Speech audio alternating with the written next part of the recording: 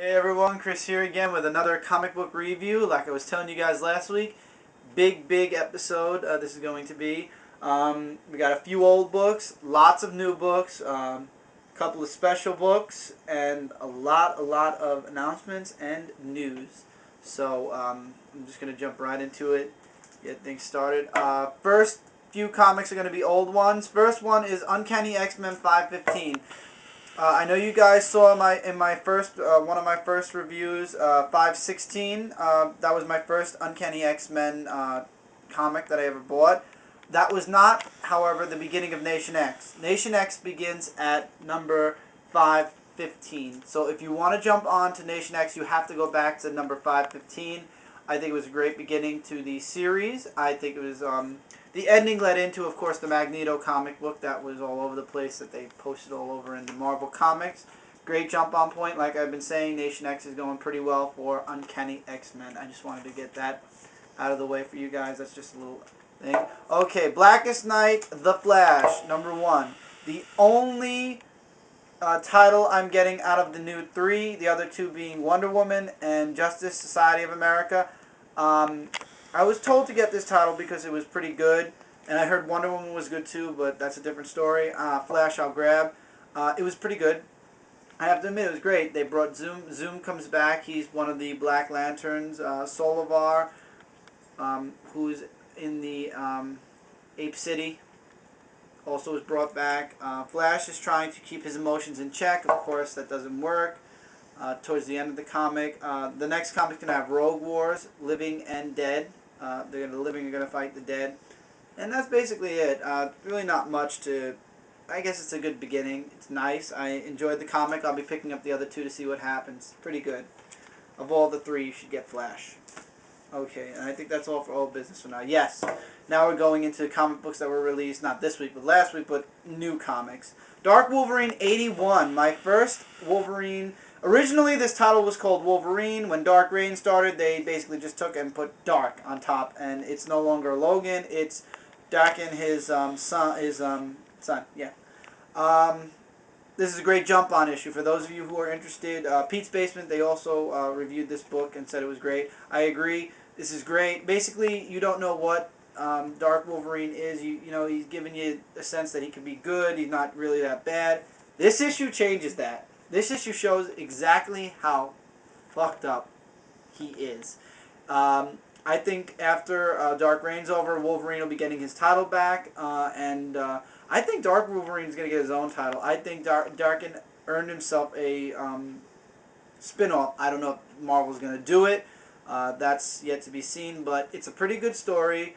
You got lots of... This is a jump-on point. If you want to jump on... Anyway, Siege is going to come through Dark Wolverine anyway, so if you want a good jump-on point before Siege, grab this. It's pretty good. I enjoyed reading it. Great story. Aces. Okay, now on to a comic I started collecting, but it's not a good jump-on point. X-Force number 22. Not jump-on friendly. You don't want to jump onto this one. You want to jump... Oh, sorry. Whoopsie. I gotta wait till Mike scans it. Okay, if you want to jump... This story basically is Necrotia X. Basically, the X-Men's reply to DC's Blackest Night. The X-Force you want to jump onto is the one right before this, X-Force 21. But it's also conjoined with... Oh, shoot. I shouldn't have closed the page. It's also conjoined with New Mutants until after this month, and X-Men Legacy. And then after this month, it's just X-Force and X-Men Legacy all the way until March. Now, once again, this is not jump-on friendly. You might want to go back 1 or 2 issues, because, I mean, it says X-Force 21. I think it goes back to number 20, because on Midtown it says number 20 is also conjoined with Necrotia X. Basically, there's a mutant bringing dead mutants back to life. Blackest Night. Basically, with DC doing all of its copying, you know, you had to figure Marvel was too.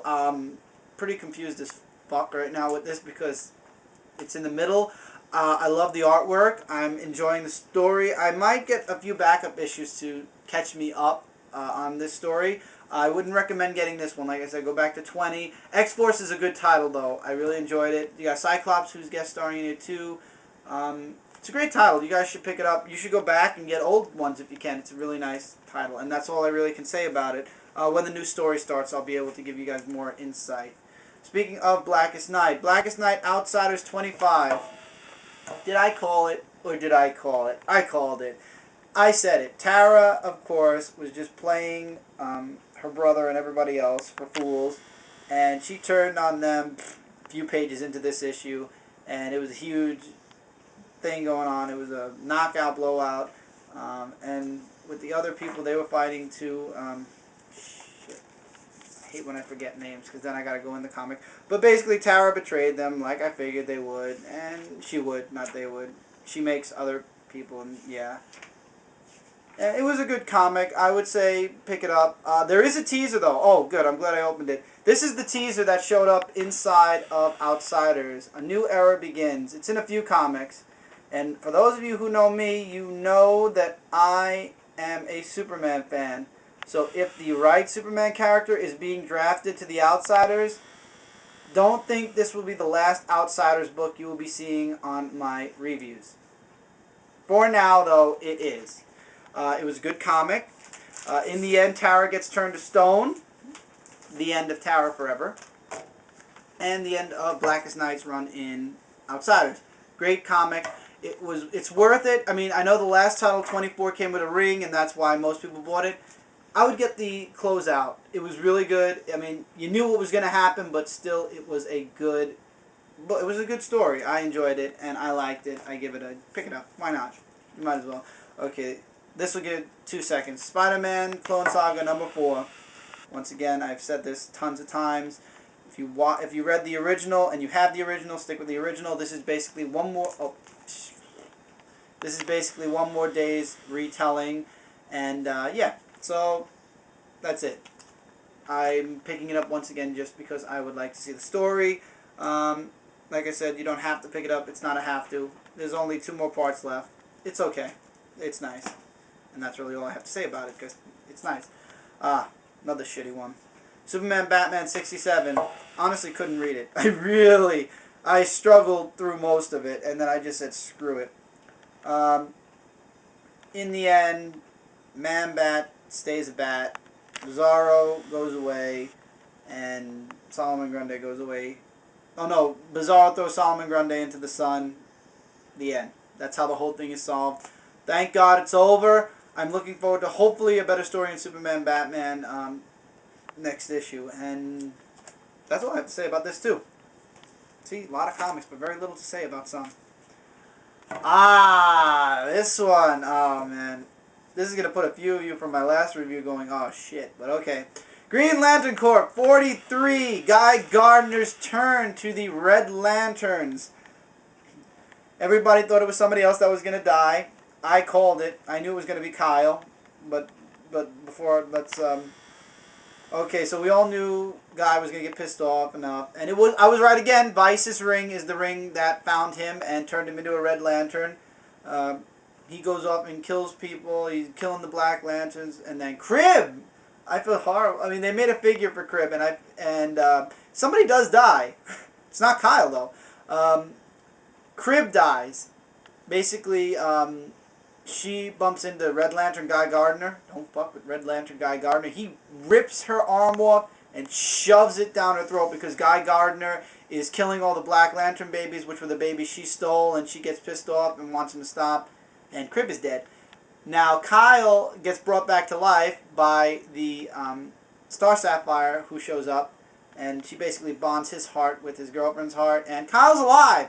And with that, I'm getting the finger. We'll come back to this comic book, and we'll continue. I will see you guys in part 2. Don't miss part 2.